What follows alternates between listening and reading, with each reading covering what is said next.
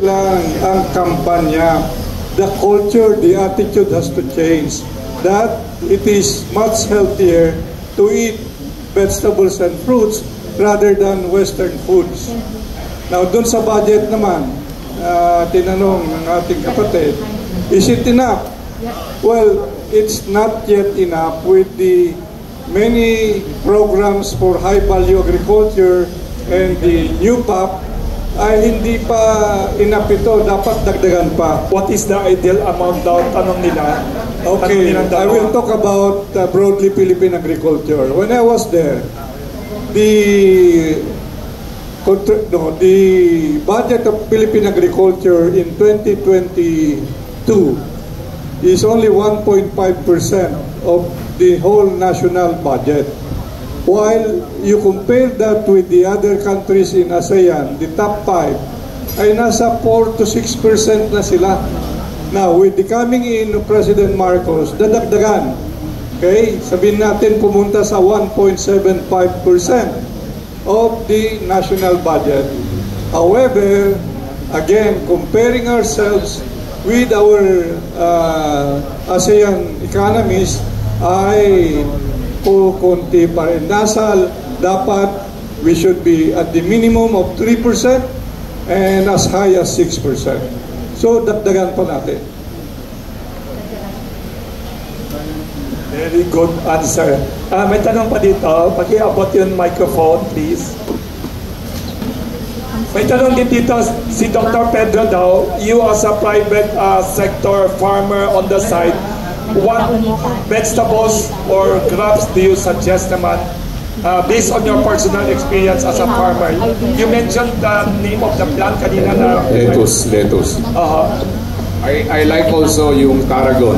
Sino nagdala rito? Herbs. Yes, galing kay Dr. Glenn. Tarragon dapat gawin natin tea. Napakasarap ang tarragon tree, tea. Nasubukan niyo yung tarragon? Wala. Not yet as tea. Wala. Andiyan subukan nyo.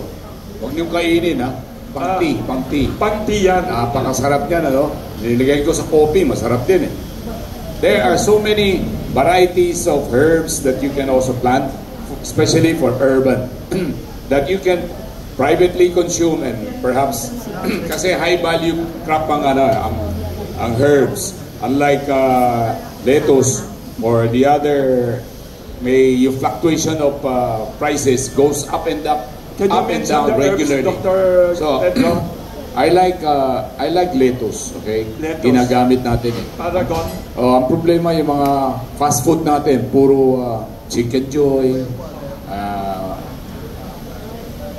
Walang vegetable Walang vegetable. French fries. Dapat salad. Diba? Green salad should be the main ingredient or main product in the menu of our fast food companies. Wala. Chicken Joy ang hinahanap. Hamburger ang hinahanap. Puro mga westernized, as you said, Secretary Dar. So, it's education. Galing po sa DepEd siguro, pag-usapan namin yan. We're meeting Secretary or Vice President Sara day after tomorrow. We'll take this up with them. But aside from vegetable consumption, the science of producing our food production should be part of it, di ba? There is a science needed. It's AI. Alam niyo yung AI, Artificial Intelligence. Galing ko sa Korea, puro mga AI ang pinag-usapan.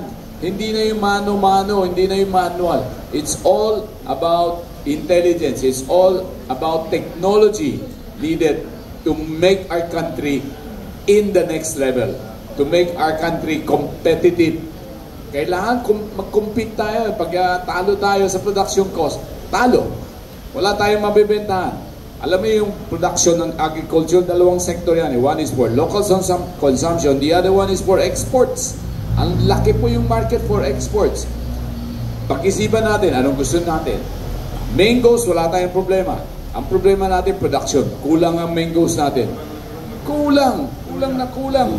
Why? Because we need huge land. And land is expensive now to plant mangoes. You have to wait at least 5 years. Pag yung mga problema pinag-usapan, walang katapusan yan. Kaya, pag-usapan natin, ano ang dapat gawin natin para magkaroon ng food security. Ano yung food security? Vegetable is one. Animal production. Production of, tawag nga, yung poultry, isa yan. Baboy, isa rin yan. Magkano na ang karne ngayon? Karne ng baboy? Hindi nyo alam? 350. Oh, 350. Egg beef. Magkano ang beef? Baka. 400. Biro mo. Yung kawawa yung mga workers, di ba? How can they afford to buy those products? Yung galunggong natin, magkano na ngayon? Hindi kayo kumakain ng galunggong, ano? 220 daw sabi ni 200 plus. Oh, 220 galunggong. Everything, tama na. So, bakit? Kulang ang production natin. If we produce enough, prices will come down. The key is production. How do you produce more?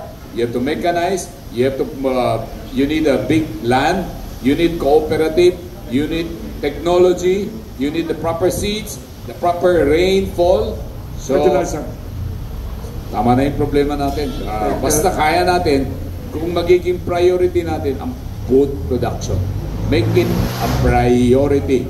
Tanggalin natin yung mga hindrances, yung mga problema, kung meron man, i-address natin. Ang negosyante, hindi takot sa problema. Ang takot ng negosyante, walang market. Hindi maibenta yung produkto namin. Yan ang nakakatakot. Kaya pumasok ako sa toothpaste. Kaya lahat kayo nagsisipilyo, di ba? Happy ba kayo? Hindi. May regalo daw si Dr. Pedro mamaya. Clarissa, di ba? Okay, thank you. Yes. Mamaya may regalong, I'd like to acknowledge, before the question, I'd like to acknowledge the presence of our Suki dito, the famous columnist, Professor Alex Bagdo, columnist of Philippine Star. Thank you for coming. Yes. Ayun, dito pala. Thank you. Ikaw nakasalawit. Thank you, Professor Alex Bagdo, the famous columnist. Okay, magandang umaga.